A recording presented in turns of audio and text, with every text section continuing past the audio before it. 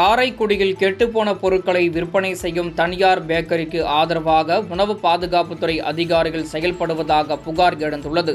சிவகங்கை மாவட்டம் காரைக்குடியில் உள்ள பெஸ்ட் மம்மிஸ் என்ற பெயரில் தனியாருக்கு சொந்தமான பேக்கரி ஒன்று செயல்பட்டு வருகிறது. மிக பிரபலமான இந்த பேக்கரிக்கு காரைக்குடியில் மட்டுமல்லாது அதன் சுற்றுவட்டார பகுதிகளிலும் ஏராளமான வாடிக்கையாளர்கள் உள்ளனர். இந்நிலையில் இந்த பேக்கரியில் வேளக்குடியைச் சேர்ந்த பூமிநாதன் என்பவர் தனது மகளுக்காக 4 ரோஸ் மில்க் மற்றும் கேக் வாங்கியுள்ளார். அந்த கேக்கை குழந்தை சாப்பிட்ட போது வாந்தி எடுத்ததாக தெரிகிறது. இதை பார்த்து அதிர்ச்சியடைந்த பூமிநாதன் அந்த கேக்குகளுடன் பேக்கரி கடைக்கு சென்றுள்ளார்.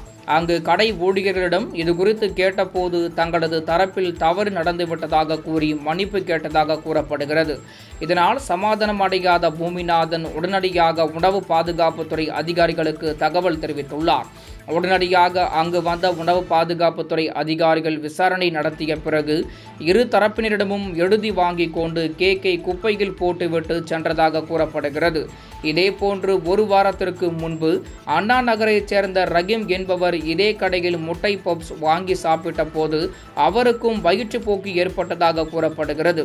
இது போன்ற புகார்கள் தொடர்ந்து அந்த கடையின் மீது வந்த போதும் உணவு பாதுகாப்புத்துறை அதிகாரிகள் எவ்வித நடவடிக்கையும் எடுக்கவில்லை என்றும் பேக்கரிக்கு ஆதரவாக அதிகாரிகள் செயல்படுவதாகவும் பொதுமக்கள் புகார் தெரிவித்துள்ளனர். எங்க கெட்டு போன கேக்கை கொடுக்குறியா, பிள்ளைகளுக்கு கொடுத்து வாமிட் எடுத்து நான் கொண்டு போய் ஆஸ்பத்திரியில் போய் இவ்வளோ தண்டமாக பணம் கட்டணுமாங்க? நாங்கள் ஓசியில் கேட்க வாங்குறோம், காசு கொடுத்தானங்க கேட்க வாங்குறோம். நீ தானேப்பா கெட்டு போன கேக் கொடுத்தா?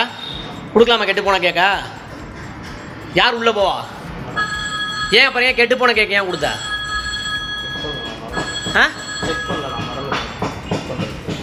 ஒரு நாள் சாப்பிட முடிஞ்சா அந்த கேக்கா? ஏன் நீ ஏன் சாப்பிட மாட்டேன்ட்ட? நீ ஏன் அந்த கேக்கை சாப்பிடல?